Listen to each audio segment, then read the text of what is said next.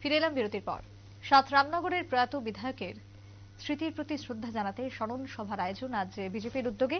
প্রদেশ বিজেপির উদ্যোগে স্মরণ সভাতে উপস্থিত ছিলেন মুখ্যমন্ত্রী মানিক সাহা, উপস্থিত ছিলেন বিজেপি প্রদেশ সভাপতি রাজীব ভট্টাচার্য, মেয়র দীপক মজুমদার এবং মন্ত্রী সুশান্ত চৌধুরী থেকে শুরু করে মন্ত্রী রতনলাল নাথ এবং আরো অন্যান্যরা। স্মরণ সভার আয়োজন করা হয় এবং এই স্মরণ সভাটির আয়োজন হয় রবীন্দ্র শতবার্ষিকী ভবনে। সাত রামনগরের বিধায়ক, যিনি ছিলেন দীর্ঘ বছরের রাজনীতিবিদ, প্রবীণ রাজনীতিবিদ, যার প্রয়াণে রাজ্যের রাজনৈতিক মহলে বিশাল ক্ষতি, এবং তার সঙ্গে প্রদেশ বিজেপির পক্ষ থেকে আজকে বিজেপির প্রয়াত বিধায়ককে শ্রদ্ধা জ্ঞাপন করা হলো রবীন্দ্র শতবার্ষিকী ভবনে।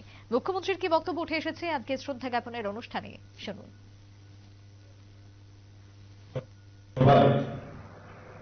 আমাদের মাঝে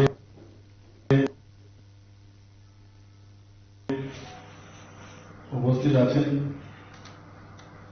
ত্রিপুরা প্রদেশ বিজেপির মাননীয় সভাপতি শ্রী রাজীব ভট্টাচার্য মহোদয় এবং আমাদের আগরতলা মিউনিসিপাল কর্পোরেশনের মাননীয় মেয়র শ্রী দীপক মজুমদার মহোদয় এবং ত্রিপুরা সরকারের মাননীয় মন্ত্রীবৃন্দ, প্রদেশ বিজেপির আমাদের বিভিন্ন স্তরের কার্যকর্তাবৃন্দ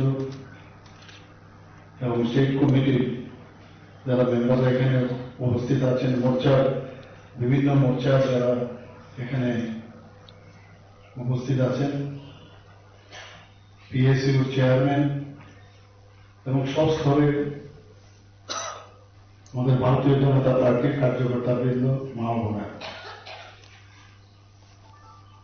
সুবিধা এখনো আমাদের মোবাইলের মধ্যে সুবিধার নামটা কিন্তু আছে।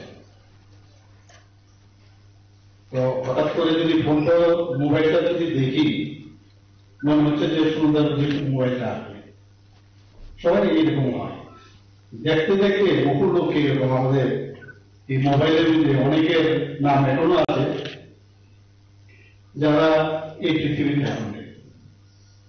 আস্তে আস্তে করে এইভাবে কিন্তু মানুষ যাবে, আর এই মোবাইলেও তাদের নাম থাকবে, আমরা তো ডিলিট করি না, এবং আস্তে আস্তে যখন আমরাও থাকবো না তখন এই মোবাইলও এইভাবে পড়ে থাকবে। এটা থাকবে, এইভাবেই চলবে। সুরদার সাথে আমরা ছোটবেলার থেকে আমাদের পরিচয়, 68, 67 থেকে সুরদার সাথে আমার, কারণ তখন তো বোঝ হয়, ক্লাস 9-এ পড়ি, তখন থেকে পরিচয়। যেটা আমাদের মেয়র সাহেব বলেছে, আমরা তখন কিন্তু সুবিধা রাজনীতিও করছেন না, আর আমরা তো রাজনীতির দূরস্থ।